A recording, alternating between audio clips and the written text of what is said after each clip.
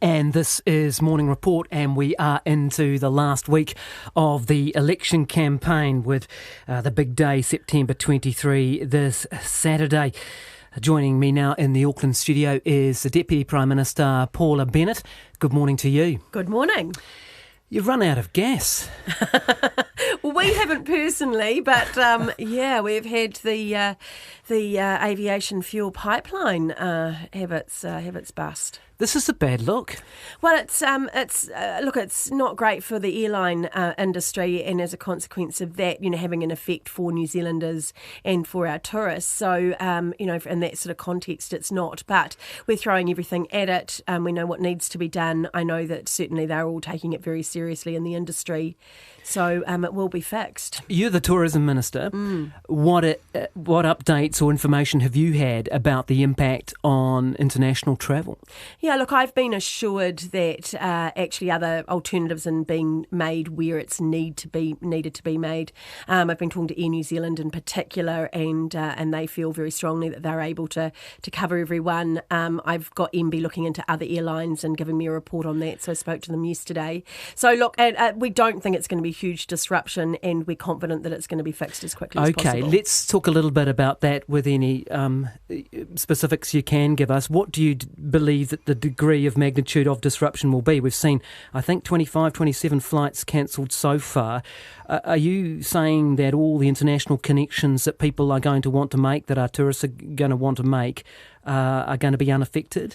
Well, I can't guarantee that, but I do know that we've got highly professional airlines that will be doing their absolute best to make sure that they are looking at those connections. We've now got a sort of a 10-day but moving kind of timeline on when that pipe will be fixed. Have you been given estimates of the amount of cancelled flights that may occur? No, just what we've seen to date, and then each airline is looking at. So they've slowed down, of course, supply to the airlines of the fuel to try and make it last for the days that they need it. And as a consequence of that, there will be some disruption, but they're very confident they can manage it by airlines being able to refuel in other places and do extra stops if they need to. What are your big stakeholders in the tourism industry saying to you? They're confident at the moment from what I've seen from the associations so far. So they're confident that actually tourists will be well looked after and that this won't damage our reputation. Do you believe it will damage our reputation? No, I don't think so. I think that people, will see this as a very rare occurrence. It hasn't happened for 30 years. We don't expect it to happen again, and we'll be able to make travel plans accordingly. We'll go into what the contingencies are and could have been in a second, but I just want to get a little bit more on the direct logistical impact of this. What about domestic flights?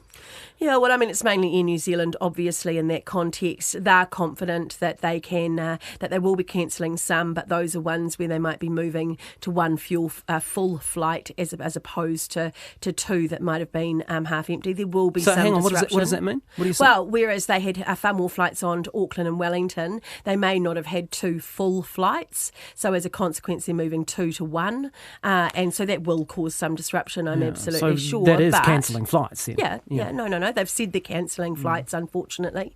But they'll be trying to manage it as best they can and move passengers around as they can as well. Let's look at the accountability, the government accountability for this, because this is another considerable infrastructure failure, isn't it? Yeah, when it's not owned by the government, it's owned by the fuel companies. It is their job to be getting their product to its source and where it's needed. So as a consequence, it is their job to get it from the refinery into the airport. Yeah, but it's your job as a steward of the public resource to determine whether there should be regulations that make sure that there are contingencies in such a situation, right? Yeah. I'm sure that we will now look at that and make sure that we've got it all lined up properly. There's other alternatives to a second line. There might be things like extra storage needed in Auckland or something like that gets you beyond but you the 8 knew about days. this. I read a report this morning by Hale and Toomey that was done in 2011 for MB. Are you familiar with that report? No, I'm not actually. I spoke to the Minister yesterday and she wasn't at that point either. Wasn't familiar with it? No. Well, how come, with a whole bunch of other things to do since 4:30 this morning, I've read this report and you haven't? Well, I haven't, sorry. I've been busy this morning, but we'll obviously be looking at it. You've got an army we'll be of people sure looking at this sort of stuff. But we'll look at it, we'll make sure we're getting it right. Okay, well, I heard there was a report in 2005 as well. Let's talk about the one when you were a senior cabinet minister and in your government, of which you are Deputy Prime Minister of. This report in 2011 for MB says, quotes, petroleum fuels are essential for a modern economy. Well, that's pretty obvious. It says disruption to this would have an immediate effect on our economic welfare. And here are some of the key points. MB were advised by fuel marketers that severe shortages would occur in Auckland from a long-term outage to the Wiri system. And, quotes, there would be no jet supply to Auckland. And then it goes on to look at the contingencies. So your government knew about this, right? Look, I need to look at it. As I say, I haven't looked at it this morning. Well, I've looked at it, and it's pretty obvious from even the executive summary that this was known. So what did you do about it? Yeah, well, I don't know. So, that's what I need to go and look at. I need to, the Minister needs to dig into it and find out when that report was, what we've done with it, the advice we got from MB. Yeah, but if I could Google this in 10 minutes and read the executive summary, then where were you last night on this? Oh, no, look, we just make sure we go through it in a measured way and make sure that we're getting the right response. So you've read nothing about it?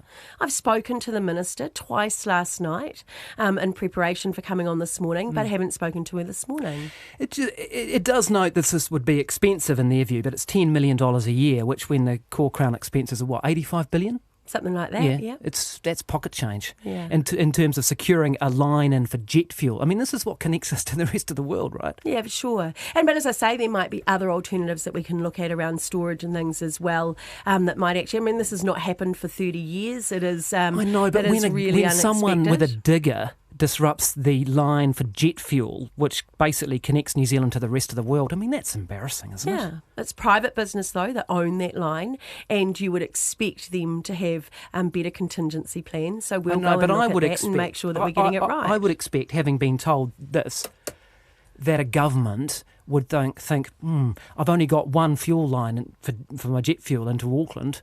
I better have a plan if something goes wrong. Yeah, and I'm sure that the Minister will be taking that up with the industry to make sure that we've got those contingency plans. Does it sound good enough to you? 8 days. Does it sound good enough? Well, I just don't think everything's kind of the government's fault, which is you try to blame us for a pipeline that's sort of gone down in really unexpected circumstances that we don't own and that is privately linked. So look, we can look at it. We'll look at the report.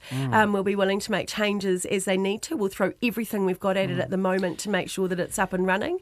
Is it going to affect you flying around the country in the last week of the election campaign? We've got a bus, you'll be pleased to know, Guyon. You're going to take the bus? There's nothing wrong with the National Party bus. What is your message from the bus in this last week? What is the message? What are you saying? Because, it's not a great look, is it? You run out of gas in the last week. Oh, no, look, it's come down to, I think there's actually real momentum, and I certainly have a sense of it as I'm out there on the campaign trail.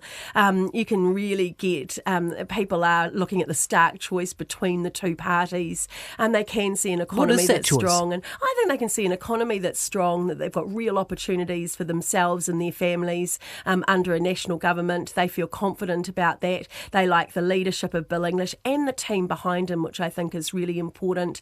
And I think they know that we're up for the challenges that are ahead, but can also grow it. What's the alternative? Because people will be looking and say, hey, look, you guys have had the thick end of a decade.